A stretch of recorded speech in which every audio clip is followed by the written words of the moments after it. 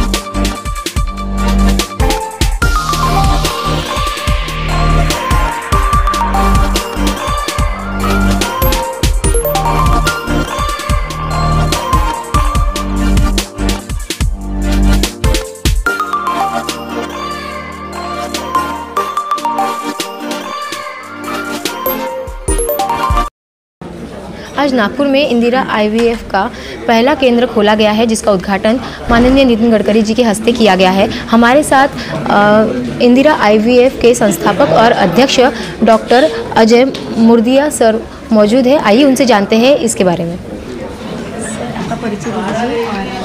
मैं doctor Ajay Murdia, chairman Indira IVF group of hospitals.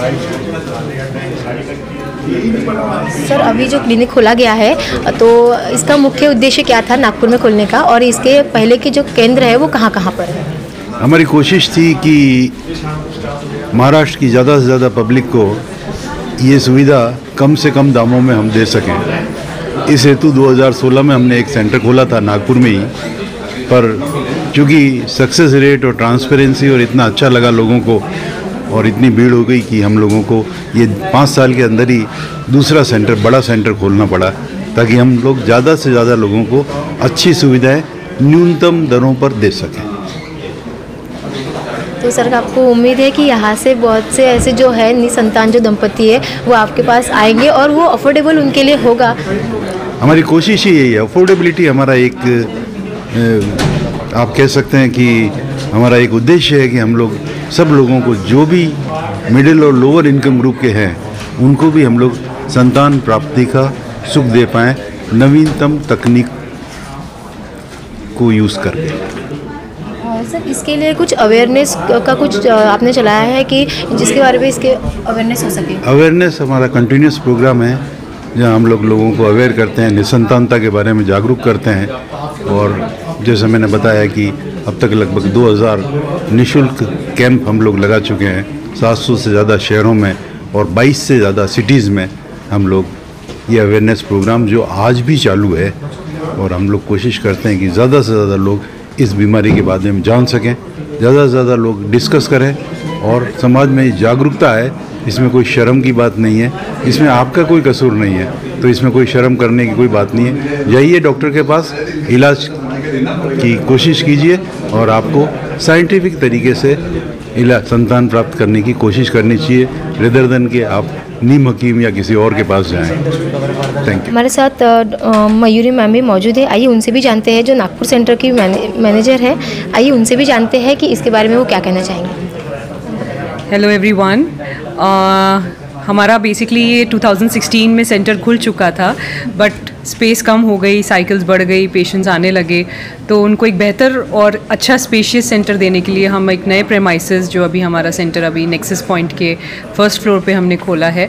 सो इस सोच से खोला है कि जो भी अफोर्डेबल, नॉन अफोर्डेबल जितने भी पेशेंट्स हमारे पास आ रहे हैं वो आएँ, अपना ट्रीटमेंट कराएं। और हमारे लिए इम्पॉर्टेंट है कि हम मोर एंड मोर अवेयरनेस करें।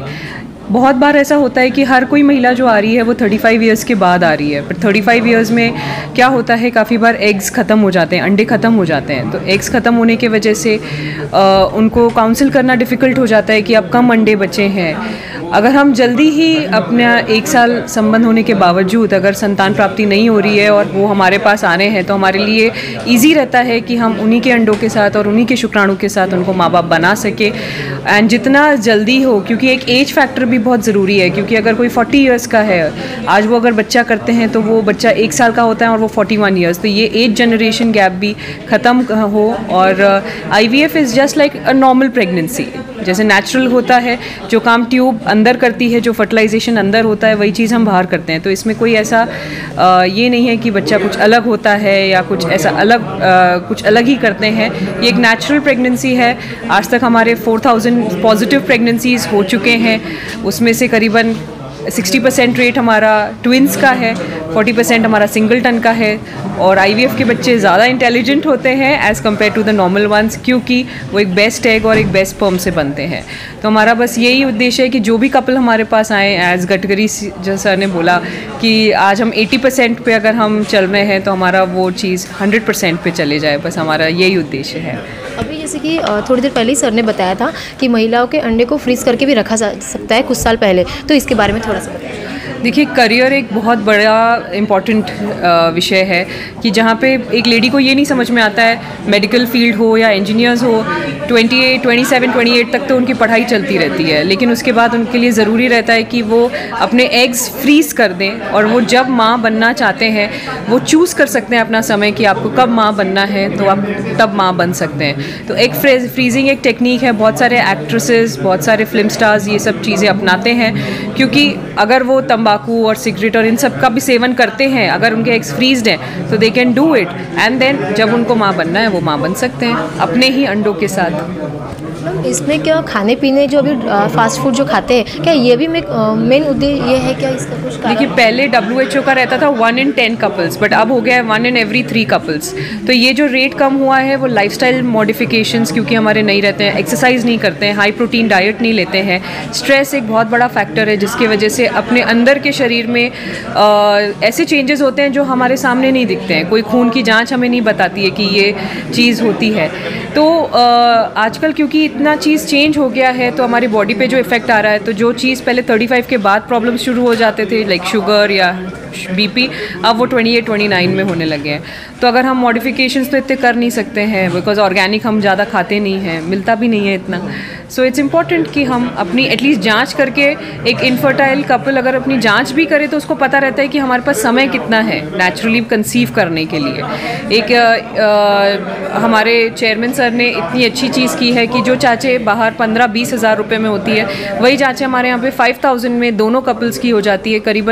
करीबन उसमें 20 से 22 जाँचें कम्प्लीटली हो जाती हैं और उसमें पता चल जाता है कि किस कपल में क्या प्रॉब्लम है, किसको कितना समय है, किसका बायोलॉजिकल टाइम कितना बाकी है नेचुरल कंसेप्शन करने के लिए। इवन हमें ये भी आइडिया हो जाता है कि इसको 1 साल में बच्चा ठहरेगा, अगर नहीं ठहरेगा तो इसको IVF ही कराना पड़ेगा।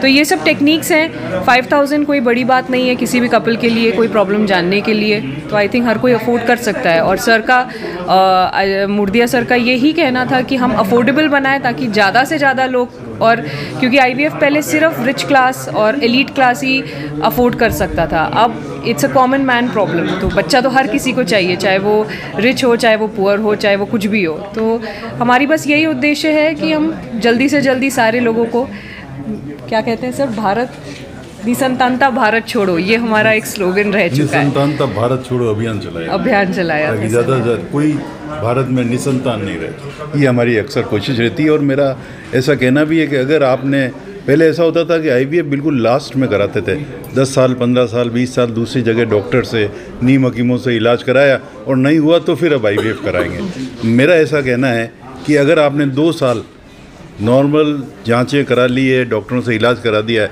और अगर उसके बाद भी बच्चा नहीं हो तो आदमी को या उस कपल को IVF के लिए जाना चाहिए और जल्दी से जल्दी संतान प्राप्त करने की कोशिश करनी चाहिए। री इंडिया न्यूज़ से बात करने के लिए बहुत बहुत शुक्रिया। Thank you so much.